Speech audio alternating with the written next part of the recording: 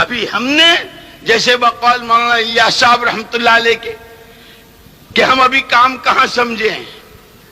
خود اپنے بارے میں فرماتے ہیں 100 اور 100 کا 100 اور 100 کا 100 اور 100 کا 100، اس کا 100واں حصہ میری سمجھ میں آیا ہے جو میں تمہارے سامنے ہماری مشکل یہ ہے کہ دو بول بولنے آگے تو ہم سمجھے کہ ہم تبلیغ سمجھ گئے، دو چار باتیں کہیں کر لی تو سمجھے تو ارے کام تو بہت پتا مارو ہے، اللہ ہمیں تمہیں سمجھا دے۔ اور اس کی طاقت کے سمجھنے کے لیے دیکھو میں نے جیسے عرض کیا تھا کہ مولانا الیاس صاحب رحمت اللہ علیہ فرماتے تھے کہ ہم تو اس کو کار نبوت اعتقاد کر کے کر رہے ہیں۔ میرے دوستو آگے عرض کر رہا ہوں کیا مطلب ہے کار نبوت سمجھ، جو طاقت، جو تاثیر، جو نتیجہ خیزی حضور کے زمانے میں اس محنت میں تھی، وہی طاقت، وہی تاثیر، وہی نتیجہ خیزی آج بھی اس محنت میں اسی طرح۔ کہ کیا نتیجہ تھا کہ محمد الرسول اللہ صلی اللہ علیہ وسلم جب تشریف لائے عالم کے چار کونوں میں تاریکی ہی تاریکی، شرک ہی شرک، لیکن ابتدا کی تھی حضور پاک صلی اللہ علیہ وسلم نے ایمان کی دعوت سے۔ ایھا الناس قولوا لا الہ الا اللہ تفلحوا، یہاں سے ابتدا ہوئی تھی۔ اور اس ابتدا پر کتنے حالات کہ 13 سالہ مکی زندگی ساری مجاہدوں کی اور ساری تکلیفوں کی، آپ پر اور آپ کی عداوت پر لبیک کہنے والوں پر، یہاں تک کہ جب مدینے تشریف لائے ہیں تو وہاں بھی چین سے نہیں رہنے دیا۔ لیکن 23 سالہ محنت کے نتیجے میں جس دن حضور پردہ فرما رہے تھے اس وقت جتنی امت موجود تھی اور جتنے کلمہ گو مرد و عورت تھے 100% امت 100% دین کے ساتھ اور دین اپنی حقیقت کے ساتھ۔ یہ سب نتیجہ تھا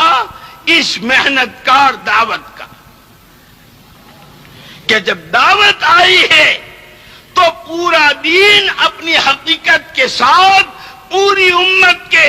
تمام تاجر، تمام کاشتکار، تمام غریب، تمام مرد، تمام عورتیں، ہر فرد امت 100% اپنی دین کی حقیقت کے ساتھ، اور پھر ہر ایک اس پر اپنی جان و مال لگانے والا۔ سبحان اللہ،